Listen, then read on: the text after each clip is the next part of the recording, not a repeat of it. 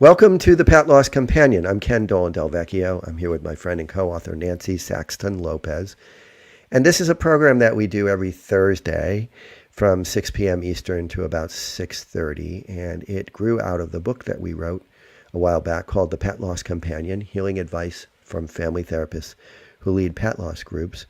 And this program allows us to have a discussion with members of the audience. And the way that we do that is we read letters that people send us, and they are letters about the lives and the passing and the journey of healing that they're on after losing their beloved animal companion.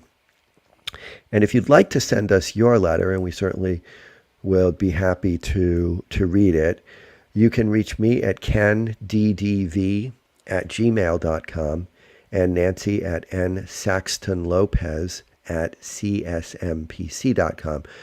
Everything I'm describing right here in the beginning is in the description that accompanies either the live program or one of the replays. And so I'm going to run through this fairly quickly. We'll let you know that if you write to us, please let us know whether or not it's okay to share what you've written and your photos if you send us photos. And if you'd rather we didn't, one or both of us will still get back to you. So that's totally up to you. But we know that people get a lot of solace from hearing other people's stories. You can support our work on this program in a number of different ways, one of which is to subscribe to the substack.com. That is the place where we post all of the correspondence that we get and the correspondence back and forth to the people who write to us, along with the pictures that they send us. And if you subscribe on the Substack, that costs $5 a month, or you can give a $50 subscription for the whole year. It's just one of the ways that you might support us. Although we want you to know that we are not asking you to support us if that's out of reach for you. We are doing this mostly because we just want to provide something that is helpful to people. You can support us through Venmo, through PayPal, through a monthly subscription. All of this is in the program description. This program is a friend of Dakin Humane Society, which is in Springfield, Massachusetts, not too far from where I live. And Dakin is a rescue center, a shelter, an adoption center. And they also do a whole bunch of different programs that support those of us who have animal companion family members. And one of the programs that they support is a cost-free Zoom pet loss support group that I facilitate once a month. It's on the second Tuesday of the month from 6 p.m. to 7:30 p.m. Eastern Time. And there is a link to the RSVP page in the description. And so if you would like to join us, and it's free to participate, please do RSVP. It's a very interesting meeting in that we have people join us from all over the world. And that brings a whole bunch of different perspectives. So if you'd like to join us, please do RSVP. If you find after RSVPing that you are not able to join us, please give me an email, send me an email back, and just let me know that you need to rescind your RSVP, because we'll open the registration for another person as well. Please consider subscribing on YouTube, giving a thumbs up, making a comment, because all of that increases the visibility of the program. And we're very grateful if you do that, because it makes it so that other people are more likely to discover this program as a supportive resource. And finally, we'd like you to know that we have an affiliate relationship with a business called Bereave, which makes these really beautifully crafted granite memorial plaques. And as you can see in the image, there is an image of your beloved animal, and then whatever text you think would be helpful in memorializing them. And it's the kind of thing that you might put in a memorial spot, in a garden, in a grave, or inside, wherever you might keep mementos. And if you subscribe through the link, and here's Nancy showing you the example they sent us. Miss Bailey. If you purchase their plaque through the link in our description, then we get a little bit of a benefit from it as well. They give us a little bit of a kickback. And so that's another way that you could give some support to the program. Nancy, you want to get us started for the evening? We have two stories tonight. We're going to start. Ken's going to read Deanna and her beloved Oswald. That's a rabbit. Sweetie, little cutie. And then I'm going to follow with Lawrence, who's from Britain, and he wrote about his Holly and his Joey. So, Ken. Yeah, here we go. So this is from Deanna, and she writes, "Hi, Ken. I recently found your YouTube channel, the episode about guilt because our decisions caused the death of our pet especially applies to me. My rabbit Oswald died a week ago. I adopted him 7 years ago when he was 2 years old. He was the smartest and nicest rabbit, and everyone loved him. I still have two other rabbits, Mocha and Minnie. He had Pasturella the last 2 years, so I gave him almost daily nebulizer treatments. He very much disliked this morning treatment. We were managing his condition. My poor Oswald suffered and died because he could not breathe. His nose was sealed shut with clear discharge when I found him Friday morning. As you may know, rabbits don't mouth breathe. I think the combination of his condition and the heat killed him. We were having a heat wave last week here in California, 4 days going from 85 to 94 to 96 and 98. Two of my rabbits live outside in a 10 by 10 bunny house attached to a 10 by 25 enclosed bunny run. I always check the weather to see if my rabbits need their fan on or their air conditioner on. The air conditioner wasn't working well. The first 2 days, I had turned the fan up to high, put frozen water bottles out, and put frozen water bottles in front of the fan. I had thought about the fact that I needed a new air conditioner, but did nothing about it. I am retired, but busy with classes and appointments and a project of remodeling a house.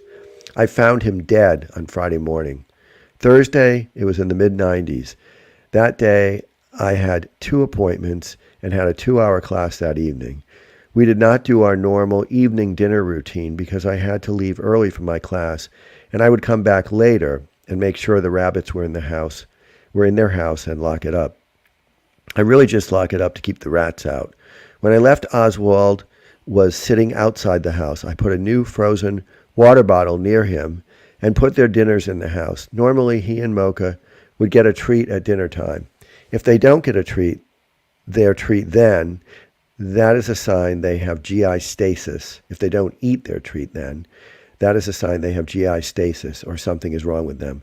When I got back from my class, it was 7:45. It had just gotten dark, and I went out to lock up the bunny house. I went in with new frozen water bottles. I went in and I was positioning them in front of the fan when I noticed Oswald sitting in a spot I'd never seen him sit in before, between a bucket and a gate. In retrospect, it was like he was hiding his face. At the time, I thought maybe he didn't want the fan blowing on him directly. But later I realized that didn't make sense because there are other more normal places he could be sitting if that were the case. It passed through my mind that this was odd, but then I bumped the bucket and he moved away. After I finished swapping out the water bottles, I realized I'd not given them their nightly treat. I considered giving it to them for just a second, and then just figured it was late and fine to skip it. I did not check on Oswald. I did not see his face. Had I not been so lazy and given them their treat then, I would have noticed Oswald needed help. Plus, I should have checked on him anyway, knowing it had been a hot day, and he had a health problem. The fact is, I knew there were 4 hot days in a row coming, and I should have brought them inside for a few days, or just ran out and bought them a new portable air conditioner. I simply didn't bother to do either one of those very simple things. I did not bother to think, what's the worst that could happen if I do nothing? Why didn't I think better safe than sorry? The fact is, I just didn't bother to think about it. I was busy thinking about other unimportant things. I let them suffer in the heat, pretending a fan and frozen water bottles would be good enough. Even worse, my sister-in-law's 2 rabbits died outside in the heat 5 years ago. And I had taken a wilderness first aid class 3 weeks ago where the topic of heat strike had been covered, so I knew my rabbits were at risk, and I didn't bother to protect them. I'm lucky they both didn't die. I had just taken Oswald to the vet for his annual checkup 3 weeks ago. The vet said he looked fine. They did nasal flush for him and didn't say anything about his condition making him fragile or vulnerable to stress or the heat. This seems obvious in retrospect. Of course, his condition made him vulnerable in the heat. I just failed to spend too much effort thinking about it. I am clearly at fault for Oswald's death. He would have lived another few years if I had taken his condition more seriously. Even healthy rabbits are susceptible to high heat.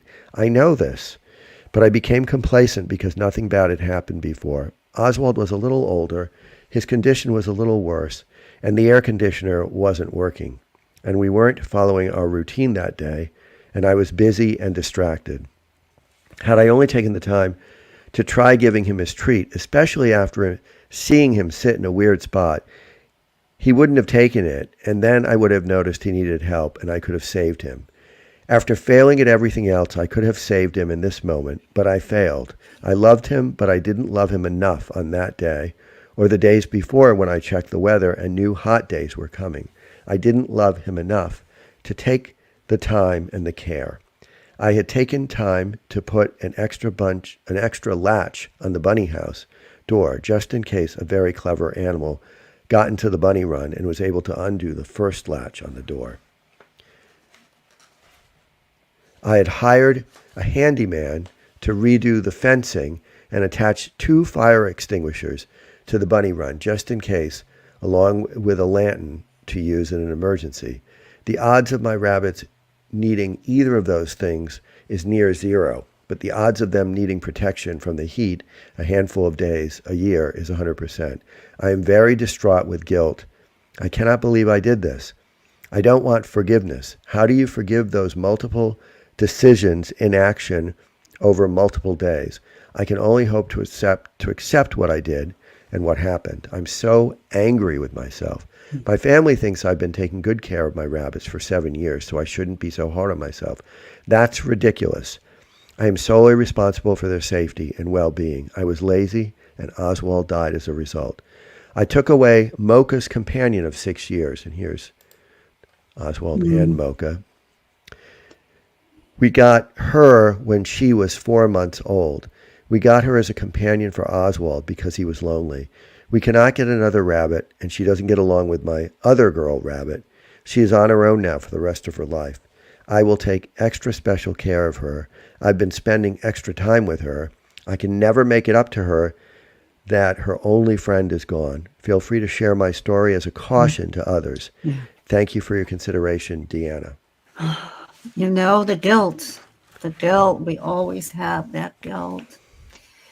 Oh, Deanna, I'm sorry that this happened and you are feeling so bad about yourself and what you believe that you caused or hastened, Oswald's death.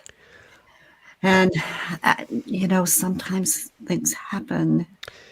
You're a good pet parent. You really are. I think she's an excellent pet parent, and I have to say, I feel like her self-blaming is extreme. I mean, really extreme. And I hope that it's lessened since she wrote this. She wrote this letter in mid-September, and I just hope it's lessened because she does not deserve this kind of self-blaming. She's a really wonderful pet parent and guardian for these rabbits, and she is just beating herself up ferociously. And I just want to say to her, you deserve to stop doing that and just realize that you gave Oswald a great life. You took good care of him, and we don't know the circumstances that led to this, but it strikes me that he was very well cared for by her, and I'm just sad that she's just sort of so upset with herself, so mad, self-blaming, so angry, and I hope some of that has dissipated. And like you say, Ken, I mean, maybe Oswald's face was in a different place, but we don't know that that could have been what he did normally. We don't know. She was in and out all the time. She wasn't watching them all the You know, time. I've had a number of rabbits, and Mhm, their health can take a nosedive very quickly. really quickly, Mhm. and they also are fairly fragile, and so they can be doing great for years, and then all of a sudden they just nosedive and they're gone. And so we do the best we can, and the frozen water bottles, like, that's tremendous. I think Yeah, right.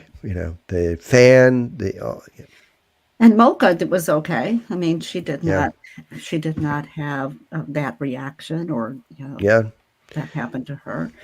Um, but we can't, guilt is so hard to take away from someone, it right? We is, we yeah, talk about that. yeah. That is one of the hardest It's feelings to deal with in so grief. hard, yeah, and it just Mhm. hopefully it's run at least some of its course now, and she's Mhm. able to let go of some of it.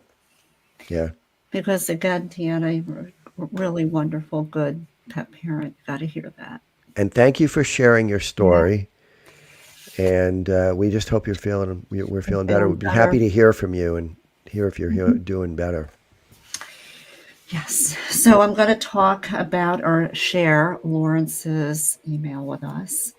Um, He said, "Hi, Ken and Nancy. I hope you're both well. I recently lost the second of my two beloved Labrador siblings and found your podcast while suffering with immense grief and looking for support. They are so stunning. They're, this is when they're really little, Um, and this is when when they're a little bit mature. old. It's been so helpful to listen to the stories of other pet owners, right? This is what we talk about, right? Hmm. It's good to write it, and it's important to share it, right? It's been so helpful to listen to the stories of other pet owners, so I wanted to share mine, as whilst both of my Labradors lived amazing full lives. They were still filled with vet visits, tough decisions, and that all too familiar anticipatory grief that would cripple me as they aged. 14 years ago, I was 22 years old, living at home and still grieving the death of our family dog, Chloe. We'd always had dogs in our house, which was now feeling empty at the time. And so one day, my mother brought back two Labrador puppies from the same litter, a yellow girl we named Holly and a black boy we named Joey. I had been adamant I never wanted another dog again, but the second we laid eyes on each other, the bond was instant, and I knew I was about to go through the same journey all over again. I mean, look at how cute they are. I just had to throw So that cute. I know. So cute. They were immediately known as my dogs, and we became inseparable as a trio. I took primary responsibility in raising them to adulthood and happily prioritized them over everything else in my life. Despite being litter mates, they both had incredible, unique personalities. Holly was the well behaved one, immediately obedient, and loved fetching her tennis balls. She just wanted to please us. Joey was the most human dog we've ever had, with loads of quirky characteristics and bucket loads of free will.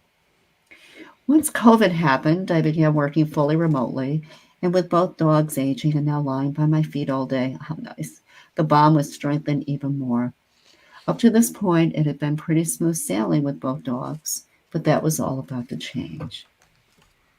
In the spring of 2020, approaching 10 years old, my yellow lab Holly ruptured her left Achilles tendon, which required a major operation to rebuild it. This was not a trivial cost, and the rehab was long. It took months for her to be able to walk properly again.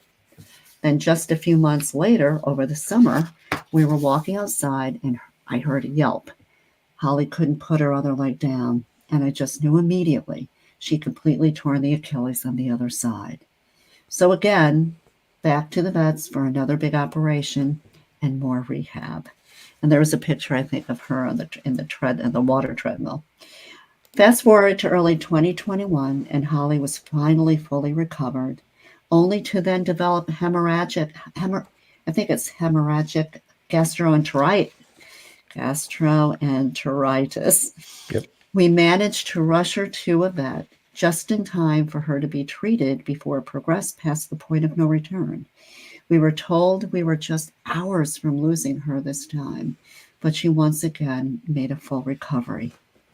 All this time, her brother Joey had been the constant picture of health. But once Holly was finally doing better, we noticed an enormous lump that seemed to spring up overnight on Joey's left hip. It was a soft tissue sarcoma. We had it removed by a surgeon and were told that there was a 7% chance of it recurring. 1 year later, in 2022, with Holly still doing well, Joey's lump returned. This time we couldn't operate on it, and were told he had roughly 3 months to live. He was 12 at this point, and the news was shocking. I remember really struggling with anticipatory grief over this period as the days and weeks began ticking away. We did everything we could to try to help Joey beat the odds, and we're so fortunate that he managed to live another year in great health, far longer than the vet had originally thought possible. Once the second sarcoma appeared, it was clear that the end was coming, but mercifully he never suffered with any pain. He simply lost his zest for life over the course of a few days, and we had to make the heartbreaking call to have him euthanized at home in June 2023. All this time, I'd been extremely worried about his sister Holly would cope without him, as they'd only ever known life together. I did everything I could to keep her routine the same once Joey had passed, and fortunately, Holly coped really well. I realize now that it wasn't me looking after her so much as it was the other way around. Watching her continue to live in the moment really helped me carry on whilst grieving her brother. I miss Joey enormously, and it was never the same doing everything with just one dog. It took months until I felt like I got on top of my grief for him. But as I would realize later on, having a surviving dog, especially a sibling, really did make all the difference and allowed me to stride forward with more resilience and purpose that I would have otherwise had. Holly did extremely well for 9 months, but had been suffering from arthritis for a long time. We've been managing it through medication, hydrotherapy, laser, etc., but it was finally getting on top of her. Watching her slowly struggle to walk was like death by 1,000 cuts. It was heartbreaking. She managed to make it to 14, which was incredible considering what her body had been through over the last few years. Just a few weeks later, we had to let her go, as it was clear her arthritis was progressing to the point where we couldn't manage it anymore. We'd saved Holly so many times in the past, and it was excruciating to watch this degenerative disease slowly take her and to finally run out of options. Making that decision to finally let her go was agonizing, but in the moment, my love for her outweighed my desire to keep her around at all costs. Caring for my 2 dogs as they aged and then passed has been the hardest thing I've ever done in my life, eclipsing the deaths of human relatives that I was also extremely close to. I've spent the last 2 years of my life living away from my parents' home where the dogs were, but getting up at the break of dawn to drive 45 minutes each way and spend all day working there just to be close to them, walk them, and care for them. The weekends were exactly the same, and regardless of my plans, I never missed a morning. Every day I would pick them up and drive them to their favorite walks over the years. I put off holidays, work trips, and countless opportunities as I wanted to be available at all times whenever they needed me. And if I'm being completely honest, I didn't want to do anything else anyway. I spent hours upon hours researching different ways to prolong the quality of their lives whilst they battled their separate issues. And I absolutely loved doing it.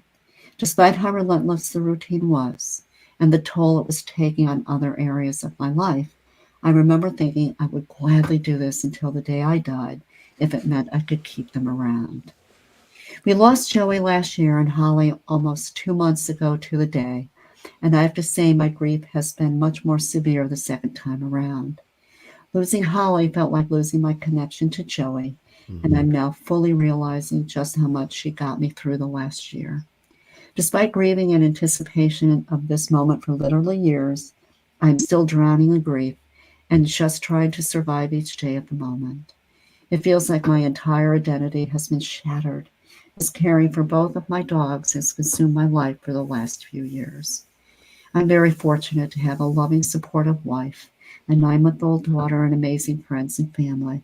However, my overwhelming feeling 2 months after losing my remaining Labrador is that my life feels empty without dogs in it. But I don't want just any dog. I want my dogs back. Like every owner, I think this quote sums it up the best. Everyone thinks they have the best dog, and none of them are wrong. Thank you for taking the time to read this, and please feel free to share this story if you think it would help others. Best wishes, and thank you both for all of your efforts in this amazing podcast. Wow, what a pet dad. Yeah, this is a great picture, I think, of him with the two of them in the prime of their health, I'm sure. If I come back as a dog, I want him to come as a dad.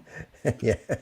I mean, It's quite a story, and I told Lawrence in my letter back to him. It's something how richly he captures yeah, their lives, his life together, and now I'm assuming his wife and baby child. daughter also knew them and loved them, I'm sure. Yeah, And what a story, and it's such a testament to the kind of extraordinarily attentive care that we hear about with some regularity, and then the flip side of that is the extraordinary grief. grief afterward, right? Of course it does. But the human animal bond in this particular story is so amazing, right? Yeah. It's so overwhelmingly amazing. And he got so many gifts from them, and they gave him so many too. Yeah, and Right.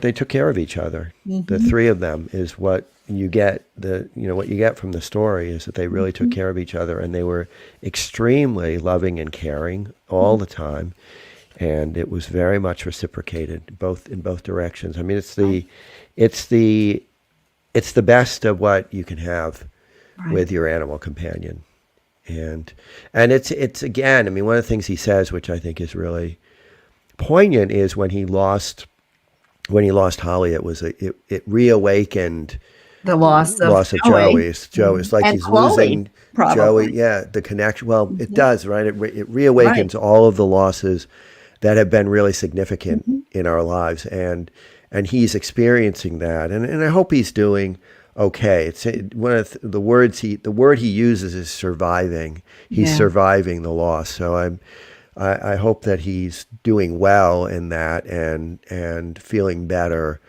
over time. Well, that's the last step, right? In the mourning process is to incorporate that loss or those losses into our day-to-day life. And they will always be with us. Yeah. And we'll be putting both of these stories and some earlier ones too. I've been a little remiss in getting them on Substack, but we'll be putting them there, and the beautiful photos, and we want to thank both Lawrence and Deanna for sharing with us, because these are very poignant stories, and I keep going back to Deanna and hoping that she's feeling a little better, because she's just really beating herself up. Yeah, we hope so. We hope so, Deanna. Yeah, and thank you so much, Lawrence and Deanna. Yeah, thank you so much, both of you, and we'll talk again then next week, Nancy. And we do want to just remind you, if this program is helpful and you haven't subscribed, please do subscribe. Maybe put a comment, put a thumbs up. All of that helps other people to find the program as a resource. So take care, everybody. Take care.